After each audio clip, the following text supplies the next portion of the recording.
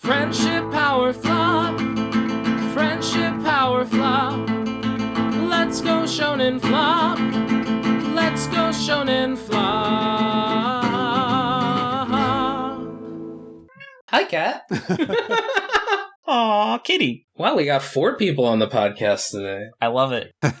Hey everyone, we wanted to start our episode thanking you all for your terrific support. We wouldn't be able to make the show without you. If you enjoyed today's episode, it would help us a ton if you could rate, review, subscribe, or even post about it on social media. It lets us grow our audience, which lets us make more awesome episodes. Okay, now to get on to the show. Welcome to this episode of Shonen Flop, where we talk about manga series and Shonen Jump that didn't make it big. I'm David. I'm Jordan. And this week, we're talking about Our Blood Oath, and we're joined by our guest today, Steven. Steven, please introduce yourself to the audience. Hi, my name is Stephen Paul. I'm a freelance translator from Japanese to English. And in terms of Shonen Jump, most people would know me as the translator for One Piece, which I've been doing for about 10 years. But in more recent years, I've been doing double duty on some other series, such as Samurai 8, The Tale of Hachimaru.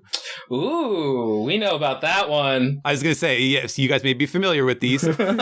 Also, Time Paradox Ghostwriter. Oh, I'm very familiar with that one. That's a good series. And for the purposes of this recording, I guess, Our Blood Oath. It was funny. So I first got in contact with Steven where we talked about Time Paradox Ghostwriter. And then I was like, hey, would you like to be on the show? And he's like, yeah, sure, if Our Blood Oath gets canceled. So every week I was like, is it getting canceled? Is it getting canceled? And as soon as Our Blood Oath got canceled, I was like, oh yeah, now we can finally have Steven on the show to talk about it. I feel really bad though, because I have like a friend who loves Our Blood Oath. And I was like, sorry, your series got canceled, but now I get a really cool guest for the podcast. Am I your friend, David? No.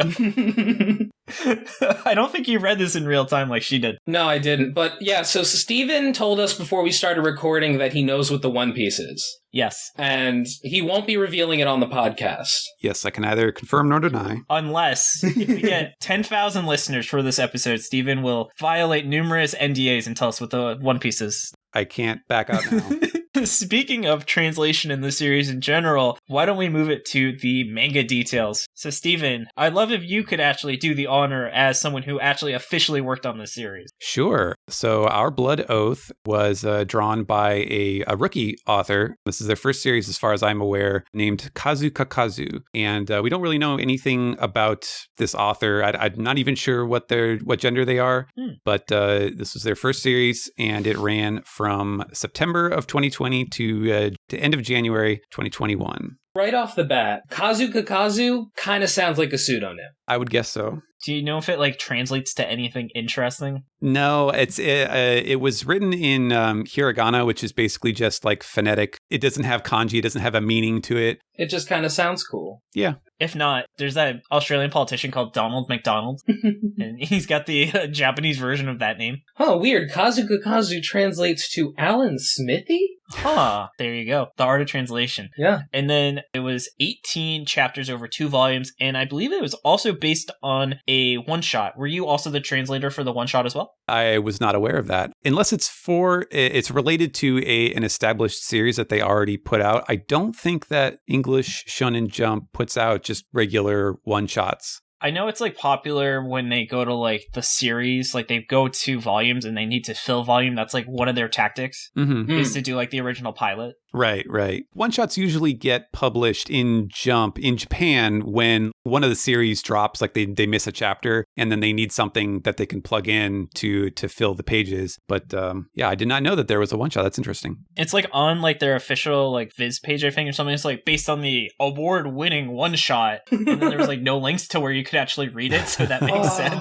I mean, if we're being real, the first chapter is more or less a one-shot. Yes. The series had a very interesting like approach that was a little bit not what I was expecting, but yeah, we'll definitely get into that when we start going into our thoughts on the series. Yeah. Speaking though of the plot, let's turn it to Jordan's always terrific plot summary. Shin and Koa Hizuki are 2 vampire hunting brothers that were orphaned when a vampire killed their parents. Koa is the son of the now dead vampire king, and Shin is his adoptive older brother. They formed a blood oath of darkness, meaning that Ko can only drink from Shin's blood, but in return he gains Shin's immense powers. When vampires are starved of blood for long enough, they go feral, turning into berserk vampiric beasts, which are slaughtered and turned into crystals that are used to make weapons. After his little sister is kidnapped by the vampire shapeshifter Kyoka, Shin's friend Uzuki Nishiyama is forced to help her kidnapped Ko, but ends up teaming up with Shin to save both of their younger siblings instead. Shin threatens Kyoka and lets her go. She then meets up with the vampire Haiga and his master Kane Akatsuki, who ordered her to go after Shin and Koa in the first place. Kane kidnaps a vampire little girl named Kiri and traps her alone with her human friend Aki, causing Kiri to morph into a vampiric beast and feed on her friend, killing her. Haiga and Kane approach the Hizukis at high school and fight, where Kane reveals that he wants to use Koa's powers to dominate humanity and kill the Restrainers, human vampire hunters that murdered his family. Just when it seems like Koa and Shin are victorious, the Restrainers show up to kill them all, but Rengetsu, a powerful vampire who trained the Hizukis in the first place, appears to save them. Dragging them back to their mansion, Rengetsu then starves Kane for 3 days as punishment against Shin's objections. Kane escapes and begs the two brothers for blood, but then the little girl Kiri appears, having been brought by the two brothers to confront her captor. She gives Kane blood because she knows the pain he's in, and Kane apologizes, having clearly had a change of heart. That's pretty much it. That's kind of how it ends. Sounds about right. There wasn't like that much plot, which makes sense because it was only 18 chapters, and like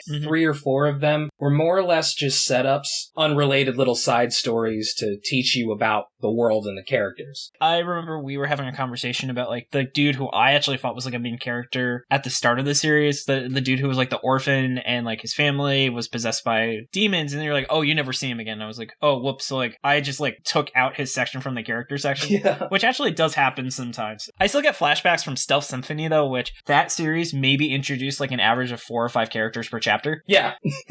Yeah. When I work on these series, we put together style sheets, list all the characters and all their attack names, the things that you would need to know going forward. And I distinctly remember, Shin, protagonist, there's Ko, protagonist, Shino, protagonist, like he's the human guy. And then I had to go back like several chapters later when I was like, wait, that guy just completely disappeared. He is he does not exist after chapter 1. It's true. They like put so much effort into talk about the parallels of their life and him. I'm like, oh, he's clearly, like the normal person parallel that's like, really comedy series. And you're like, oh no, he just doesn't ever show up again. And I felt a little hurt. I felt bamboozled, to be honest. I was okay with it. I feel like that kind of told me that this is sectioned or set up almost like a Western or something, where it's like, each episode is just kind of, here's another story in this setting, here's another story in this place. I didn't mind that as much because I kind of felt like his story was wrapped up in the first chapter.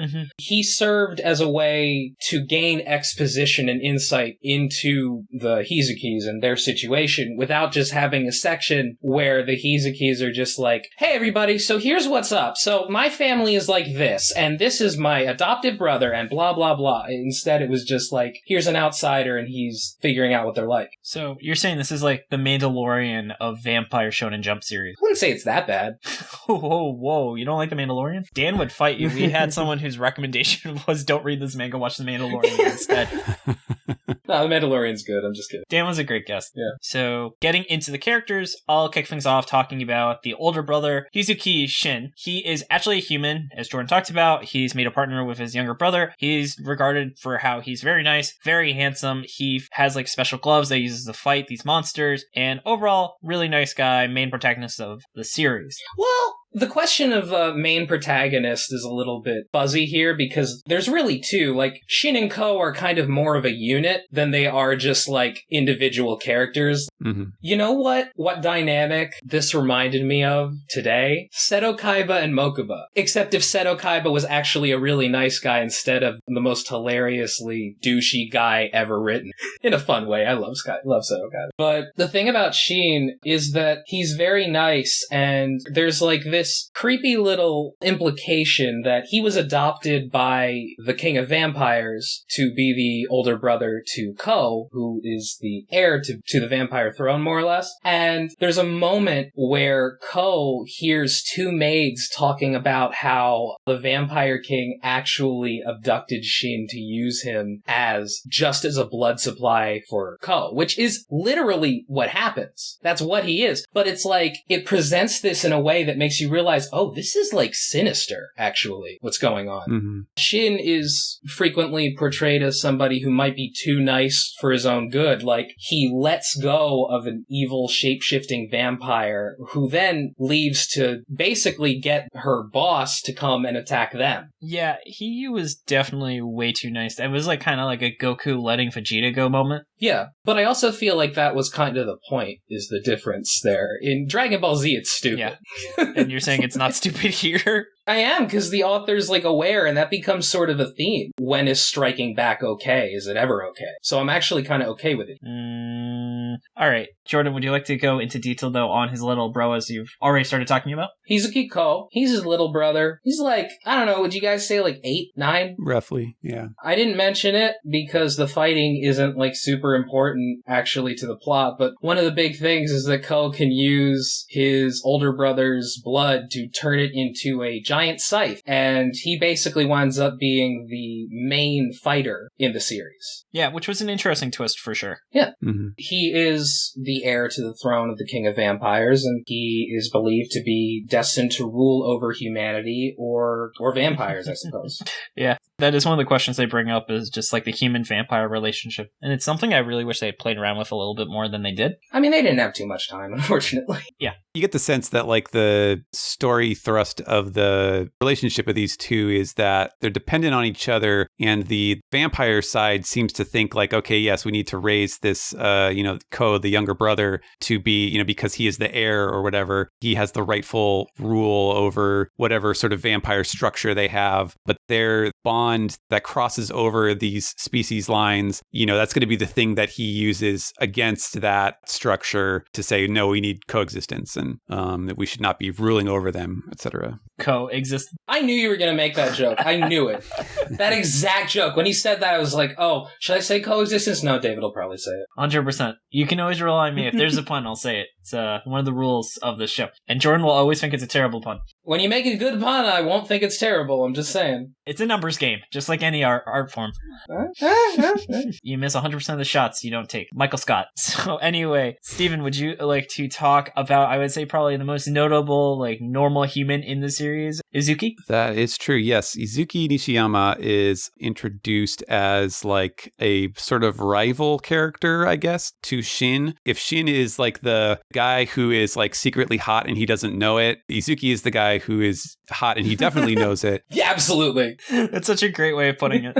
He has a strong rivalry with them. And the funny thing is, this kind of goes to show the relative lack of depth of characterization in this series, which is that once you get past the first two brothers, I really have a hard time remembering details about the other characters. Absolutely.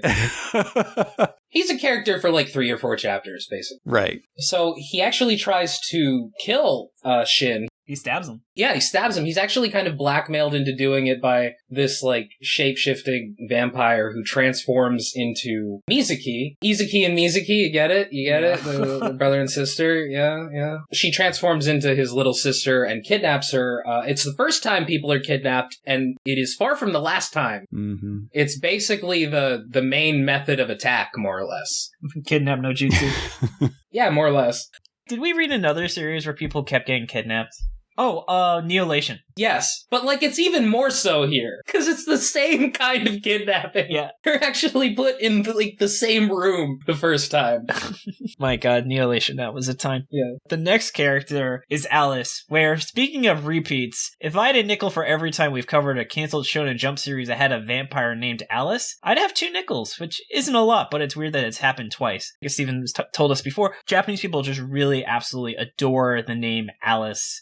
I think it was because of just how infamous the story Alice in Wonderland is, but also it is an extremely easy name for Japanese speakers to say that's from the Western world. Mm-hmm. While Alice isn't traditionally a vampire name, it is a goth name, partly because of Alice in Wonderland. And vampires are also absolutely a goth thing. So as a result, I think that's why there's a lot of vampires who are goths. Because it isn't just Japanese vampires. There's a lot of like vampires in American culture named Alice. I think there's one in Twilight. I have never seen Twilight. We saw the riff tracks of Twilight together, but that's as close as I've gotten to seeing Twilight properly. Steven, have you seen Twilight Twilight? My wife had a Twilight phase when it was out, and she rewatched the movies a little while ago. So I like caught little bits and pieces of it here and there. I saw this scene with the crazy like CG baby that's really creepy. That's about all I know. Oh, I didn't even get to that movie. I want to watch Twilight once Kristen Stewart remakes it with her playing both parts, because I think she really could be up for it.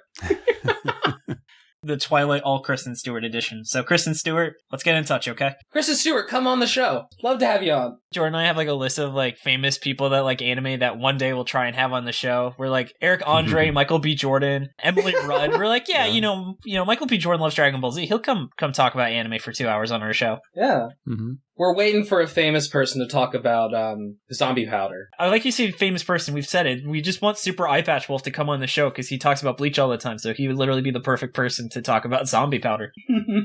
Not a secret, Jordan. I know. I'm not saying it's a secret. I'm just saying. Okay.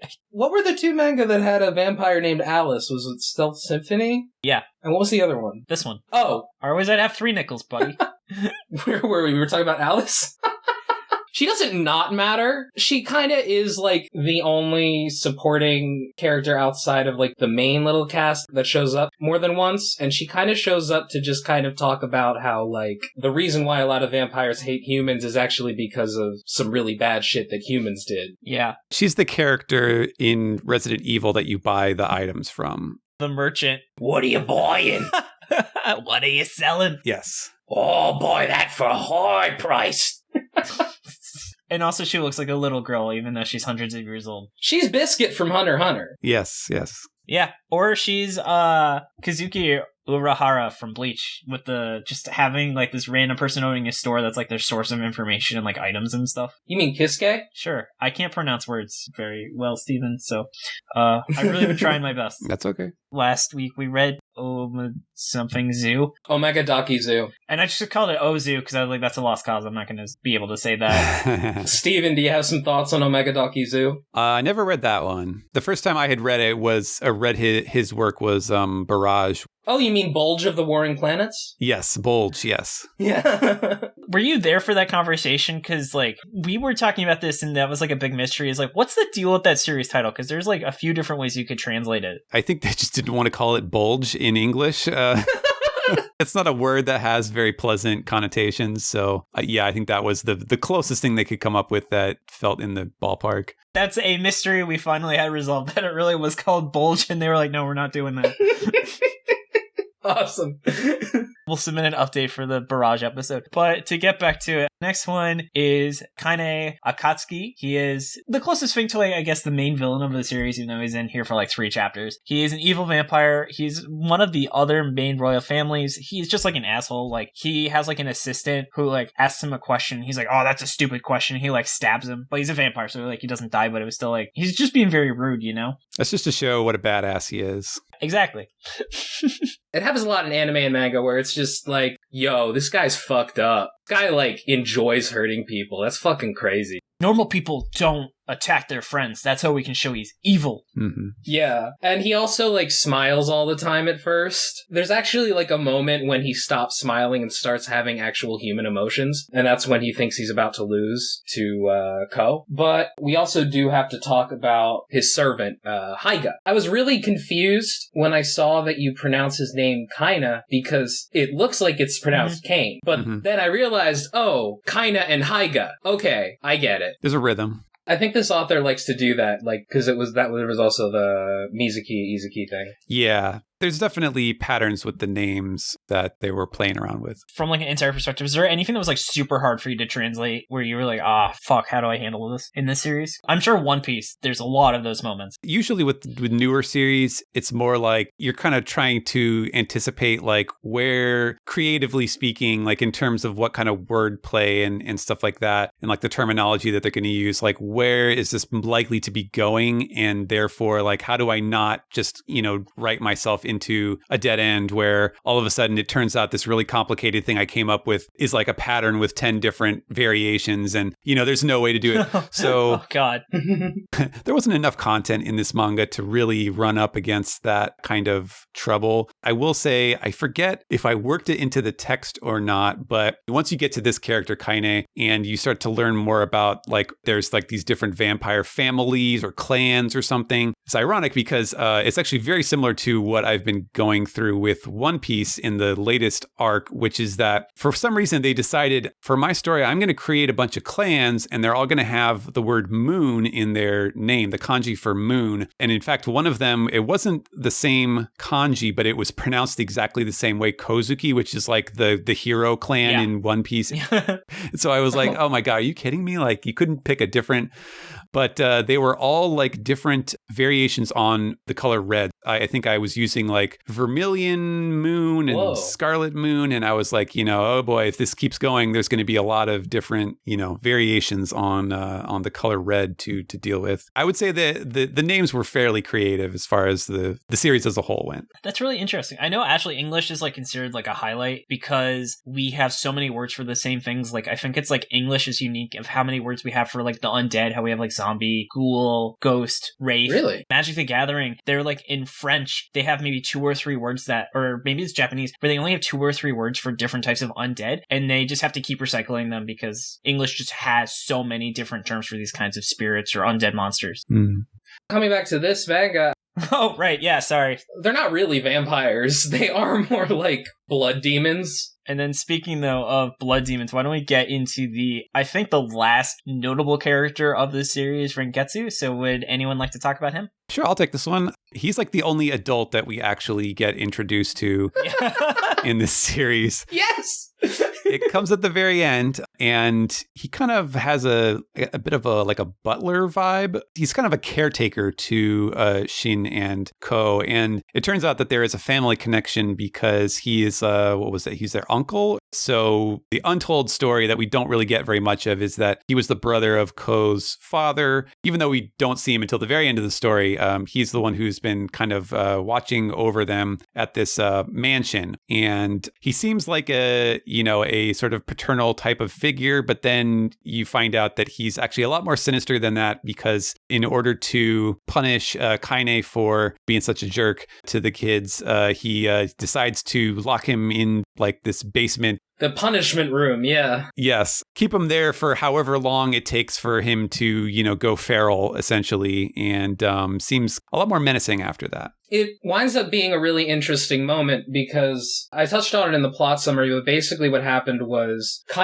he's trying to basically get Ko to realize that he has to stop helping humans and then join the vampires to try and defeat humans. And so what he does is he kidnaps this little vampire girl and her friend who's a human, and he starves her until she basically kills her friend. And it's actually like a really effective moment, I think. Rengetsu says, hey, you starved another vampire. You starved your own kind for 3 days until they went crazy, so I'm going to do the same thing to you. And Shin is like, no, don't do that. But Ko is like, yeah, no, I don't want to save him. Screw that guy. I feel like Ko has definitely the most interesting morality in the series, where he's just not like this generic, like, naive kid. He's like, you were a pretty terrible person. You deserve to be tortured. More or less. He has the bluntness of a child. He hasn't learned the lessons of mercy, I guess.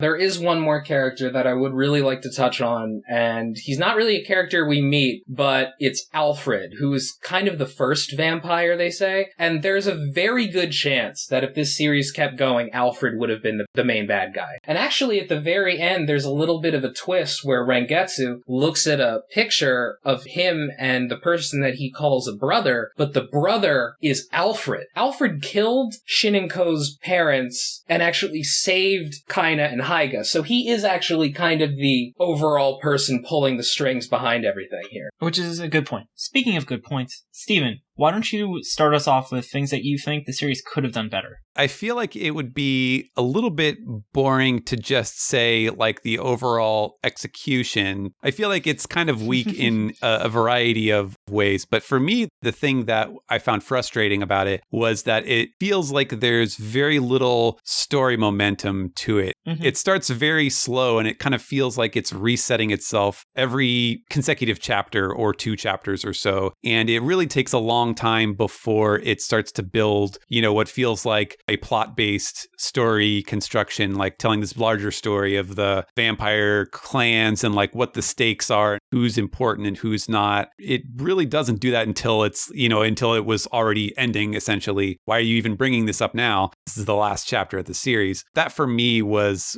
a big thing compared to other series that I've seen, flame out in a similar amount of time. I completely agree. I'm going to go into what I would have done, but there's just such a lack of focus. Like, I am 7 chapters in, and I still have no idea what the point of this series is. It's kind of something that a lot of shonen use as a device, is to have like an overarching goal for their characters, and I guess they kind of had one with that weird white-haired vampire guy, but it doesn't go anywhere. I just kept feeling like my time was being wasted, because I would learn about a character, and then they never show up again. Like we talked about the guy from the first chapter, even later on. It just kind of frustrated me because I was like, I don't know what I'm supposed to care about while I read this series. There's one thing that they definitely want you to care about, but it seemed like that was kind of the only thing, which is the relationship between the 2 brothers. Yeah. That is true. It takes them a little bit to build up, but I mean, again, I'm kind of more okay with it. I like the chapters that are build up. I really like that intro, that first chapter. I like the one where they explain how they live by just having this little kid break into their house and explore around. I thought that was kind of interesting. And then you get to see how Ko reacts to a kid even younger than he is. They're good things, but it just feels like those are things that you should be doing in chapter like 25 or something after you've established a lot more of what's going to keep hooking people to the story. That's a good point. Some of this stuff was like really in a weird order. Like, I thought it was kind of weird that they finally get like a breeder representation like in chapter 7, which isn't that far, but it's still like that's more of a chapter 1 or 2 to have someone that actually things can be explained to and represents where the reader is, because we can't associate with these supernatural main characters. That is definitely a big issue, like with the pacing, the order of stuff. I feel like the author didn't really figure out where he wanted to go until about chapter 4 or 5. Like in the first chapter, there's this really creepy, unsettling moment where the character we're kind of following for that chapter, his whole family gets kind of possessed and turned against him, and they just start ignoring him as if he isn't even there. And there's this one panel where they just all look at him like really creepy faces, and that possession aspect doesn't come up again. And that was actually a really cool scene that I'll get into once we go on. And then in terms of the art, I want to say, I don't think I've had a manga series where I had so much trouble telling characters apart before. Yeah. Like, there was like 3 or 4 brunette female characters that I had to remind myself were separate characters, which by the fact that they keep dropping characters added to it. So I really struggled to even tell who they were, especially because they actually did this weird thing where they introduced some characters by their first name and then they called them by their last name independently. And because of this, I didn't realize they were the full characters until I entered like their name on the wiki and made sure that was that character's full name, because I honestly didn't know if that was 2 separate characters. There's a big problem with the character, not just the character like art and design, but also the character variety. I thought that Kane, most of the first chapter, I think it wasn't until I went back and like did a double check that I realized Kane was supposed to be a boy. I thought he was a girl at first because he looked so similar to the other evil vampire character from the previous story. And, like I said, they only have one adult character at the very end. So it's all these teenagers who are all wearing, high school uniforms. It's hard to distinguish your cast if that's what you're working with. Exactly. I think it's safe to admit this since this, the series is over and I don't think it's going to go anywhere. We get these 3-chapter chunks of each series. The artists and the editors in Japan working with Shueisha are like submitting these ideas to hopefully get into Shonen Jump. So I get to see like the drafts, and it helps me decide too, like, do I want to do this one or not? Or do I want to wait until the next set of series starts? And from what I remember, the first chapter was essentially exactly the same. Like I remember seeing the, the crazy sheep and stuff like that. But the second and third third chapters were completely different. Like they introduced the Rangetsu, the guardian, the adult guy, and this mansion, like in the second chapter. It was like basically like, okay, chapter 1's over. Now we're going back home. Here's this mansion that we live at. And like in chapter 3, I think it introduced a character who looked similar to Alice. Like she was like a blonde girl, but who was a student at the school. And like the first thing you see of her is like they have a little like school project thing outside the back near the garden area where they have like a rabbit hutch sort of thing. And she's like hanging out in this rabbit hutch, just like covered in rabbits, like in a state of bliss. And then she gets really embarrassed that they saw her doing that because she's like, you know, has a lot more pride than that. And I was like, wow, like what happened to these characters? This was interesting. There was a variety in the cast, and I don't know what notes they got or what commentary they had that caused them to completely change around this order of stuff. The first couple of chapters that they actually put together, it really didn't grab you the same way. That's a shame to hear. I feel like the author had to think he was going to have a lot more time. I mean, 18 chapters is like nothing, even for canceled Shonen Jump manga. I think they learned with the editor, like, here's the basic necessities that you need to do. Even if it gets axed, you still are telling like a functional story. I have to assume that maybe the feedback they got was that the Shin and Ko relationship wasn't underlined enough, and then, you know, disregarded too much of the, you know, the rest of the story to fill it out. That sounds like that'll be really good material for what could have happened, though. Also, while I have you, one thing. So this is what I've heard, and I don't know if you can give me insight. Is it true that generally you don't know how you're doing for the first like 8 or so chapters, and that's when the writer starts understanding how popular they are, and then it's like they get cut, and then they say you have 3 chapters to wrap things up?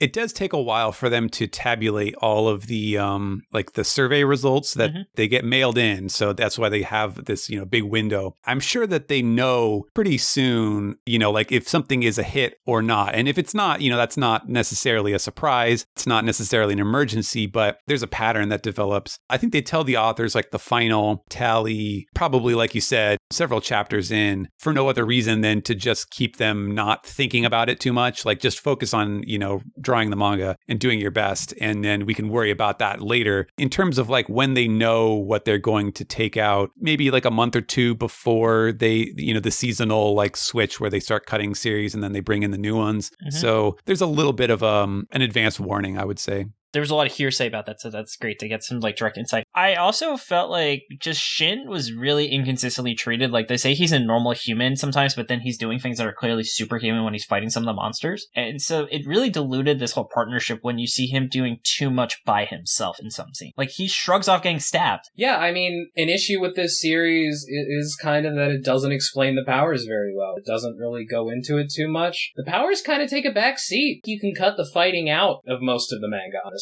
That's really not the point of the story that the author wants to tell. Like, to give an example, the Nen system in Hunter x Hunter is great, not because it lets you do cool things, which that's part of it, but it's great because it means that, like, when a character creates something, that tells you something about the character that they are. I don't know what a giant scythe tells me about Ko. I don't know what a sword tells me about Kaina. There's just a general, I would say like a general kind of lack of enthusiasm, like creative enthusiasm for it. Like it didn't feel like it was something that the author had really like come up with a bunch of cool ideas. Couldn't wait to show off these things. It's hard to compare other series to Hunter x Hunter and Yoshihiro Togashi's like creative style because he's just a madman. But like that's a series where like he just has ideas flowing out of every pore of his body.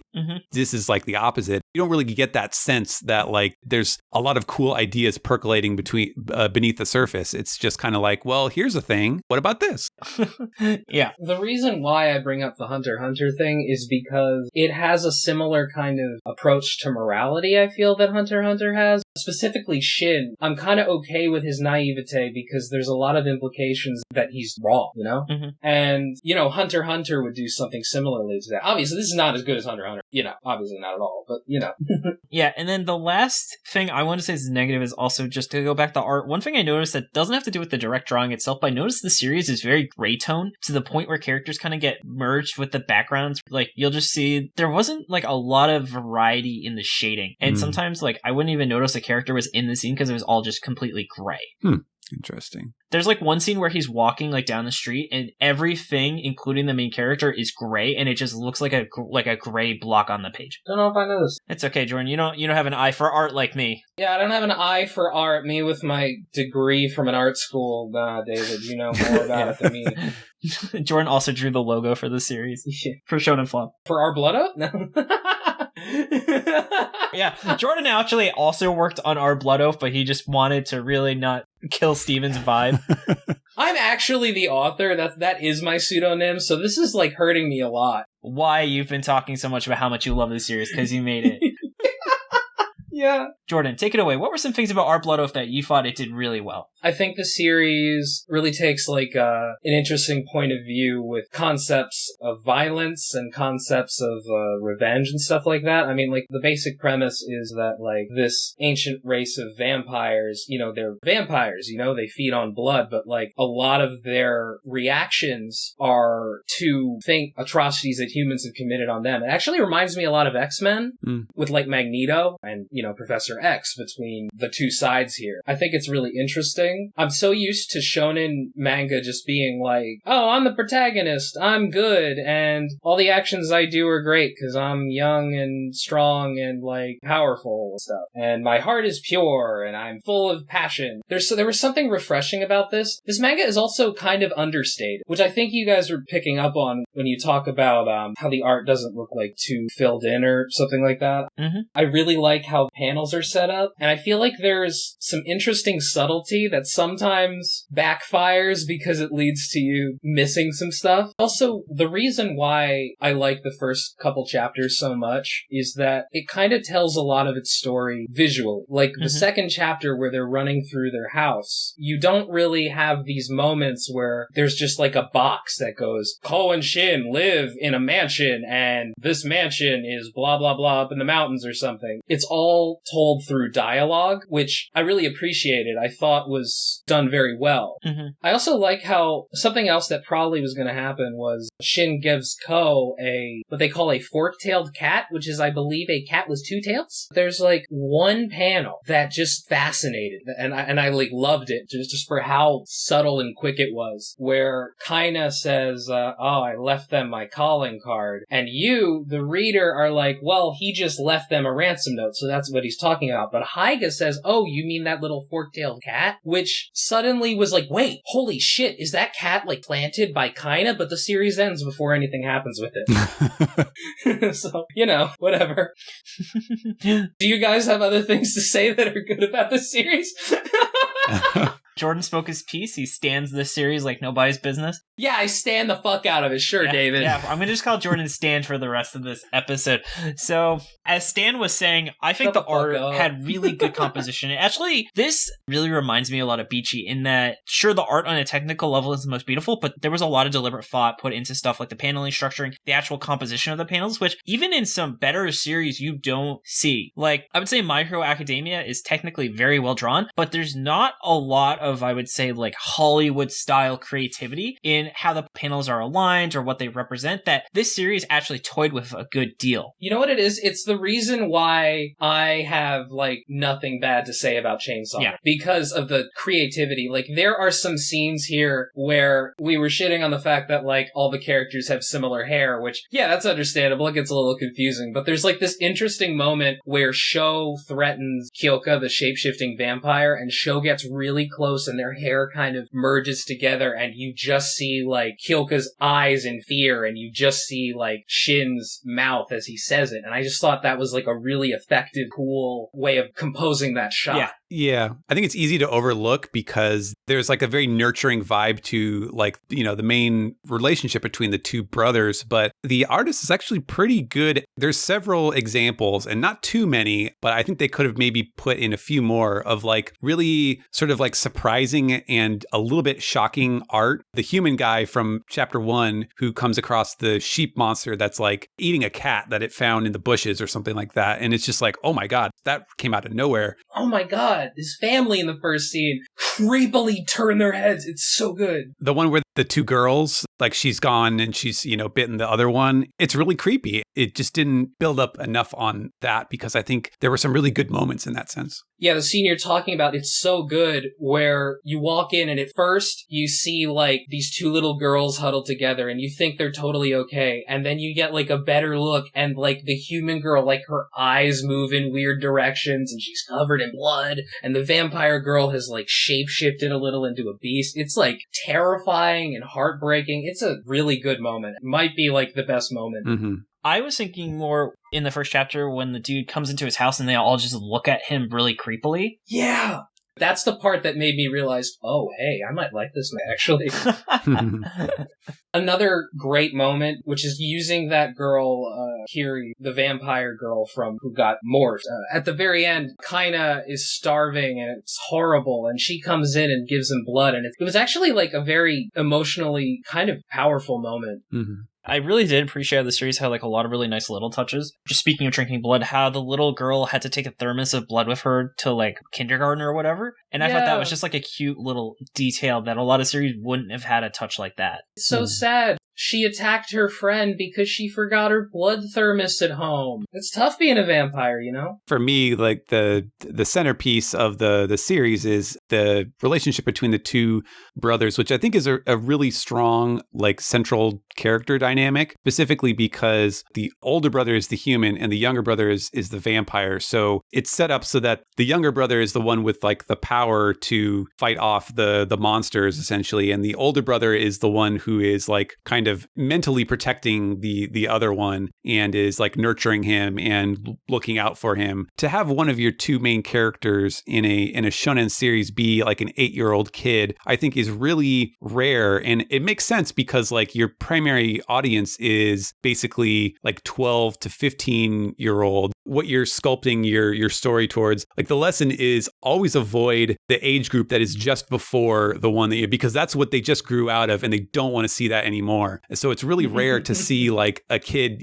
going through little kid problems and having to be sort of shepherded through them by the older brother. And I really liked that aspect of it, especially because coming to it as a translator, I didn't have huge expectations going in. But one of the nice things about working on, especially in translation between Japanese and English, they're very different languages, like structurally, grammatically. They're also contextually very different. Japanese is high context and American English in particular is very low context. So translating, you have to fill in a lot of empty space and gaps and things. So even more than other, like between Spanish and English, let's say, the translator has a huge influence over how it goes. And so in order to be good at like writing dialogue and capturing sort of the feel of a series, you have to be a bit of like an empath. Like you have to kind of come to it in a very open state. Like what is the thing that the author is trying to get across here? Like what's this line of dialogue? What's like the emotional value of it? Like what's the strength of that emotion? What is it going for? You have to really pick up on those things and then bring them out. I really enjoyed that aspect of the series, was that it was a very wholesome bond between the two main characters, which made up for a lot of the, the more tedious stuff that was not so memorable. I totally agree. I think their relationship was absolutely a strength. Mm-hmm. I wouldn't say there was like no conflict totally, but it was like at the end of the day, you can tell that they still loved each other. Mm-hmm. They still relied on each other. Like, there was the thing where it's sort of implied that maybe Ko's dad actually had way more sinister intents with how he adopted Shin. I really liked that, but I also liked it because Ko didn't care. Right. Like, regardless of his father's sinister intents, Ko was completely innocent. Mm-hmm. And I also just really liked how the series decided, you know what? We don't really need to answer that question. We're cool with just kind of implying that might have happened right there. And maybe it's just because, like, and if the series had gone on for like 100 or 150 chapters, they probably would have had to explain it. But like at the place it ended, I'm kind of fine with just leaving it how it was. I think that's fair. I think ultimately the series didn't really have a lot it was trying to set up, so it was able to resolve in a very satisfying way that a lot of series we've covered in the past just kind of shotgun, like a year's worth of plot in 3 chapters. Yeah, that's the other thing. I mean, aside from the sudden introduction of Rengetsu, like, yeah, I guess it was out of place, but it wasn't like super out of place. It wasn't as out of place as that guy showing up at the end of Tokyo Shinobi Squad. That was crazy. But it felt like it ended at a place where, like, you absolutely could continue on from here. There's more to go, but, like, it was a surprisingly satisfying ending, honestly. Yeah. And then are you guys ready to move into what could have happened? Yeah. Sure. All right. So here's my 2-sentence pitch. So the series is all about family and how family isn't about blood, right? You know what series also cares about family that's not defined by blood? Oh, God. That's right. The Fast and the Furious. Oh, God. Imagine Vin Diesel as a vampire. And you know what, Jordan, it leads to? That movie Priest? What's a mashup of vampires and cars? That's right. This is the start of the Vampire Cinematic Universe. Oh my This episode God! was a backdoor pilot into Jordan's lesser-known podcast about the hit 90s show that only he watched called Vampires. That's VAN-PIRES, and you can listen to me and my friend Shin, and I'm going to talk about it on my podcast, Mission Ignition. Wow, okay. I feel like I just made Jordan's entire night with this.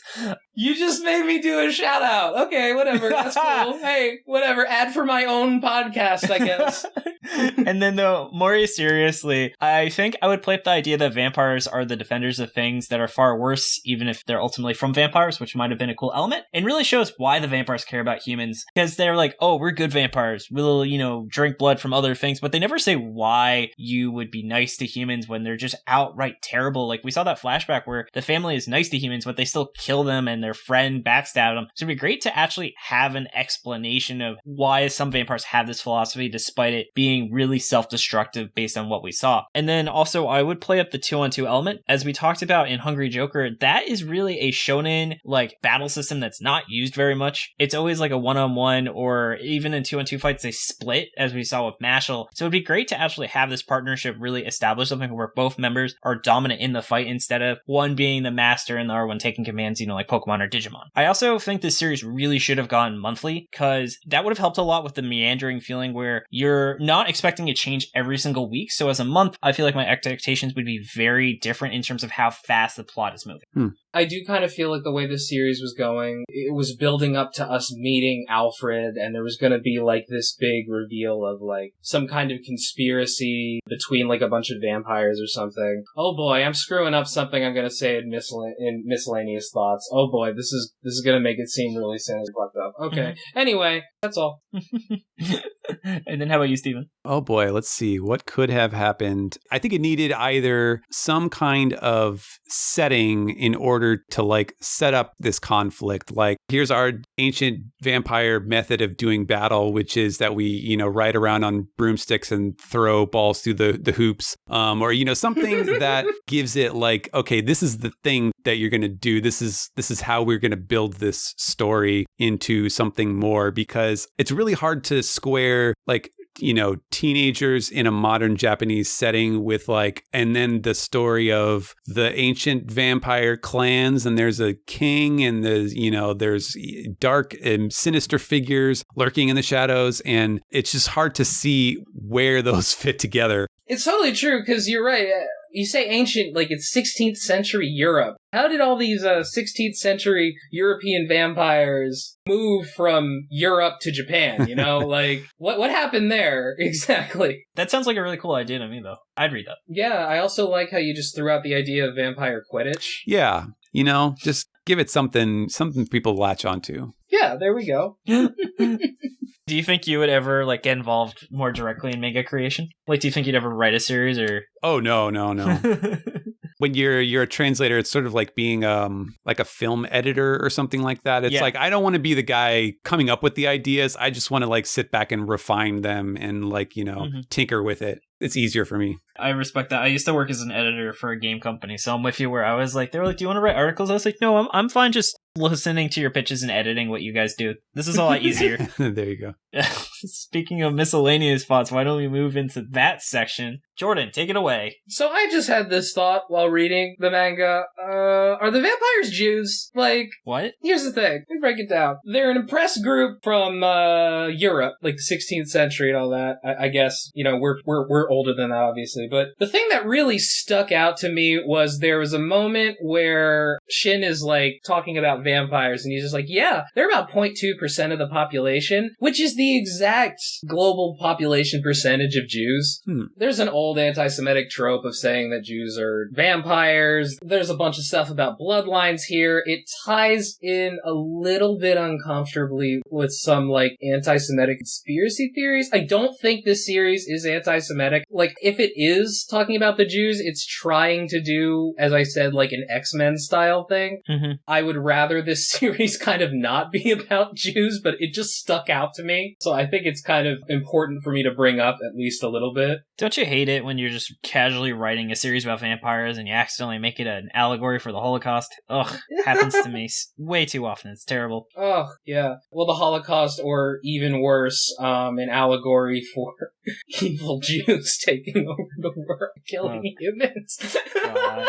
This isn't Steven. It's like, I did not sign up for this. I don't think that's what it is. I just had to bring it up because it was bugging me. To try to grapple with that possibility or the question seriously, almost certainly the author would not have had that idea in their head. I mean, if you're going to do a vampire story and you're not just going to completely reinvent the context of vampires, like there's a lot of baggage that comes with that, right? That's a very good point, yeah. The population percentage thing was a very strange statistic that I would not have expected to pop up, the similarity there. Yeah, that's kind of the real reason. There's a lot of times where you read stories about groups involving, like, oppression, and as a Jew, I just kind of like, oh, maybe they're talking about Jews. But I wouldn't have brought it up if they didn't specifically say 0.2%. That is pretty on the nose. No, but you're right. I think that does make a lot of sense. There is just, like, a lot of inherent baggage around a lot of European stuff. I'm definitely not saying Our Blood Oath should be canceled. Well, it is canceled, but canceled in the Twitter sense. Oh man, that is it's very hard to follow up that. I'm sorry, we're just taking all the fucking blood out. We're taking all the fucking air out of the room. Damn. Yeah, fuck off, Jordan. So I'm gonna say something that has absolutely nothing to do with what Jordan just said, in that I kind of felt like this series was like a time capsule to like the early 2000s, and I feel like in a parallel universe, this was like the kind of series Okubo would have made after he made Beachy, where it's got like a similar energy and vibe. If he was inspired more by Bleach and Twilight than he being inspired by Tim Burton with the next series he made.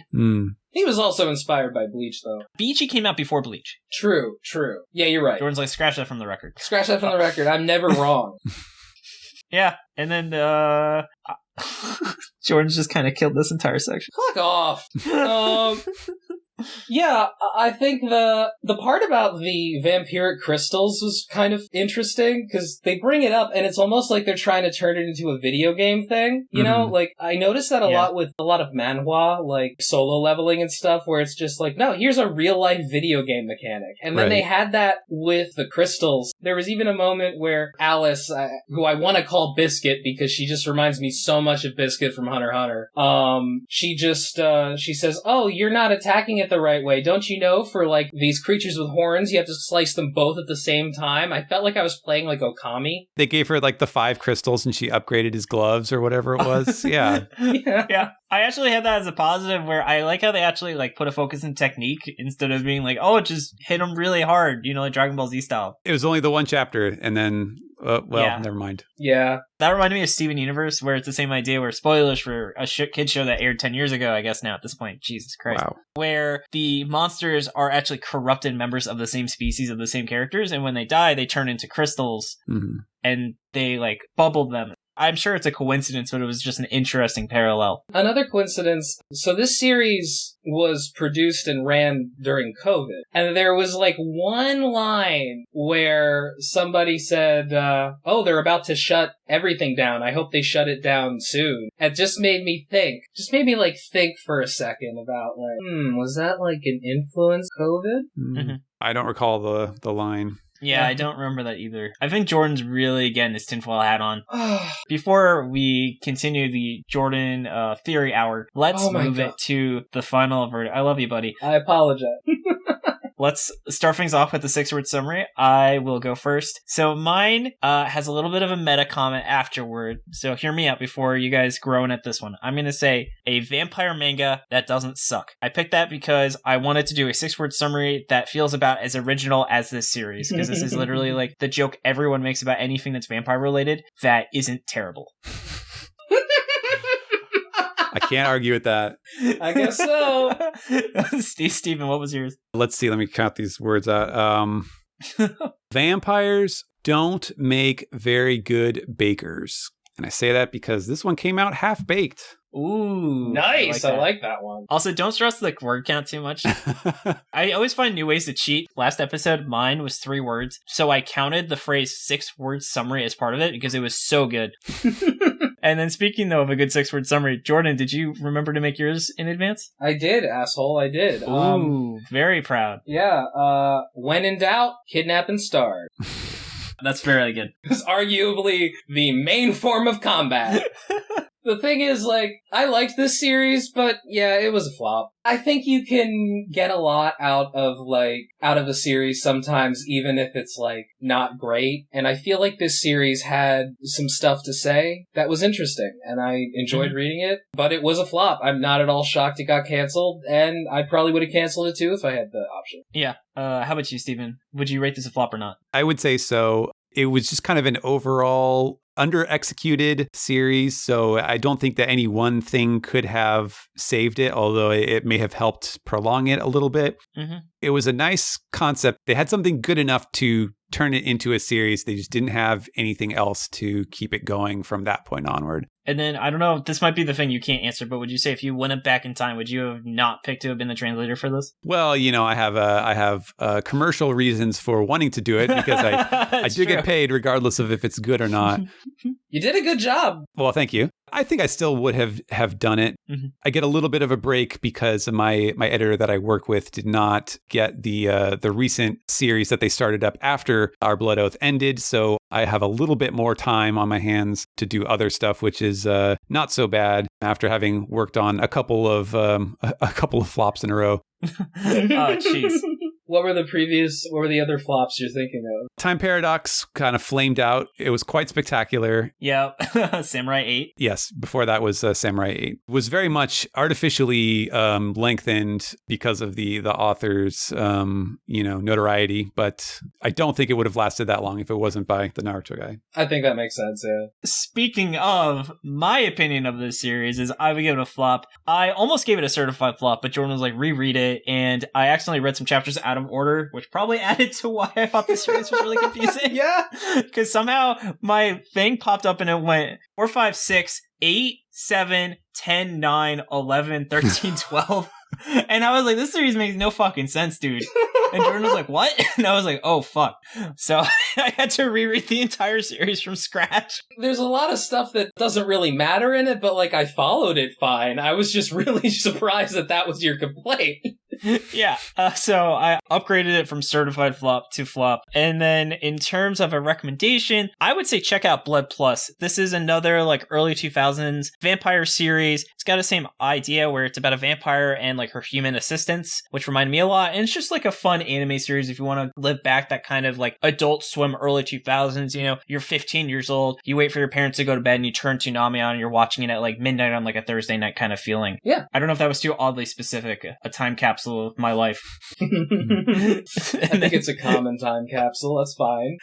And then, Steven, what would you say people should check out instead of reading this series? Seraph of the End is a vampire, teen vampires. That one is post-apocalyptic, I believe. It's not quite so much about going to school and having fun times. It's more about survival and armies and weird things like that. But it definitely melds that concept of having a cast of adolescents who are angsty and going through all of those horrible hormonal troubles that the shonen audience knows so well, and was much more successful at doing that than Our Blood Oath was. So I would say if this one didn't work, that one would probably be a better shot. That's an awesome recommendation. And how about you, Jordan? So this isn't an anime or a manga, but I would actually recommend Ginger Snaps. It is a horror movie from like the early 2000s. Where it's instead of vampires, it's these two sisters. The older sister is just about to hit puberty, and it's about werewolves. She gets turned into a werewolf, and it's actually a really good movie because you follow the younger sister who's like trying to save the older one who got turned into a werewolf. I really like the characters in it. Absolutely, give it a watch. I definitely think it's better than Our Blood Oath. That sounds good to me. And then finally, before we go to shoutouts, Jordan, is this the worst series we have ever read? No, we've read some real trash. Yeah, our current crown, I believe, is still Tokyo Shinobi Squad, though I know you still like to make an argument over Bone Collection. Steven, I'm not sure if you're familiar with either of those series. I remember Bone Collection having like a really over-the-top fan service angle to it. It really does.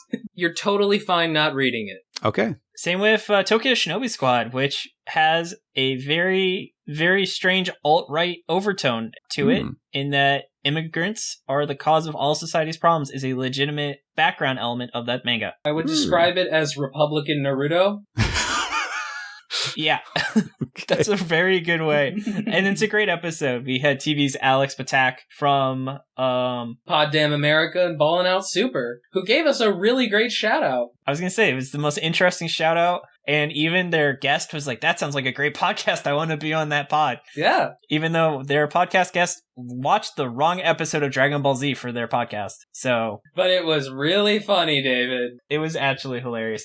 Okay.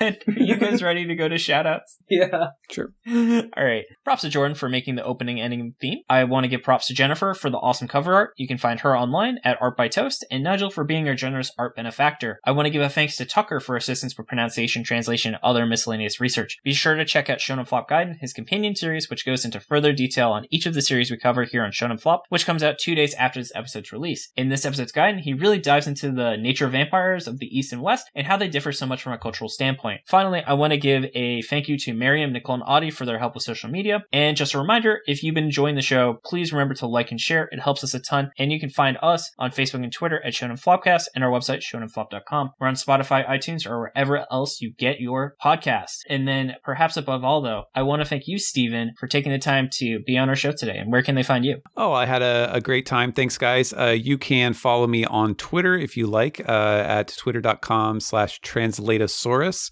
I do talk very occasionally about actual translating, but for the most part, it's just kind of like a personal account where I just put pictures of my cat and make jokes and stuff. So don't go in expecting too much. It would take way too long to list all of the things that I work on, but as I mentioned at the top, One Piece most weeks whenever the chapters are out, you can read my work there. That's awesome. Really was so excited that we finally found a time to get to you on the show, even if it was the cost of the series getting canceled. That's all right. And I would like to thank David for putting the podcast together and for editing it all. It's going to have a lot of fun this week, so thank you. Thank you so much for the hard work you do, David. Oh, thanks, Jordan. It's been a lot of fun. I couldn't ask for a better co-host. And then just to go into general shoutouts, we have an exciting update where, did you know Shonen Flop has a Discord? Probably didn't, because we didn't tell a lot of people about it. But you can come hang out with us, talk about anime, games, or whatever else is on your mind. You can find the link to it in our link tree in our bio. And then I want to give a shout out to the Happy Hour podcast. If you're ready to hear some ridiculous stories in history, science, and entertainment, podcast you need in your life is Harpy Hour. Hosted by 3 long-distance best friends, join Tracy, Liz, and Steph as they explore basically anything that sparks their interest, and maybe yours. That's Harpy Hour podcast. So HARPYHOUR, like the mythical creature, or what my Valentine used when she was playing Yu-Gi-Oh! Well, they were the Harpy ladies. I guess these are some Harpy ladies, too. Harpy Hour is their field spell card. And you can find their episode every Tuesday wherever you get your podcast. My next shout out is to a podcast Most Fowl, done by friend of the show, Jakey. Did you know that podcast is still going on? Apparently it's news to him too, where a new episode just dropped where he's rereading his favorite childhood books and dragging his wife, who has never read them, along for the ride. As you might have guessed, it's primarily about Artemis Fowl, but it sounds like he's expanding, so definitely want to check out and see what he's going on there. He's great. He was great on the show. It's a great podcast. He was on our Dark Mage, where we accidentally read something that wasn't a manga or shonen by accident. It was still great though. We read a manhwa by accident, Stephen, and we didn't realize it until we were like, why is this not right to left? These don't sound like Japanese names. What? Yeah. And then I also want to give a shout out to the FatBoisAnime podcast. The hosts go into detail about anime battle royales, hypothetical death matches, and would you rather questions across the anime spectrum. Podcast is led by 3 childhood friends who have a passion for anime, trash talk, and food. Make sure this is one podcast that you put on your list. Listen to FatBoisAnime now wherever you get your podcast. That's FatBois. And then I'm just going to play some promos here. Hi, this is Tony, the host of the Flicks XRayed podcast. Each week, I am joined by guests. Hello. Yo. Why, hello there. Hello. And we have a roundtable discussion where we X-ray a bunch of our favorite films and some really terrible ones. If you want, you can follow us on all the major platforms. To find out more, you can find us online at www.flicksxrayed.com. And you can also find us on Twitter, Facebook, and Instagram if you want to reach out to us. Good night, Internet. Have you ever been reading through a stack of comics and thought, maybe I should see what this Arkham Asylum game is all about? Or been playing Marvel vs. Capcom and felt like you were at a real disadvantage since you didn't know who half the characters were? Well, Play Comics is the show for you. I'm Chris, and each episode we take a look at video games based on comic properties and how well they stick to that source material. So whether you know the comics and want to know how all these games work, or you know the games and want to find out where all this craziness came from, go check out Play Comics at playcomics.com or wherever you find your favorite podcasts. Thank you so much for joining us today. This has been David. This has been Jordan. And this has been Steven. And you've been listening to Shonen Flop. Keep on flopping, flopping.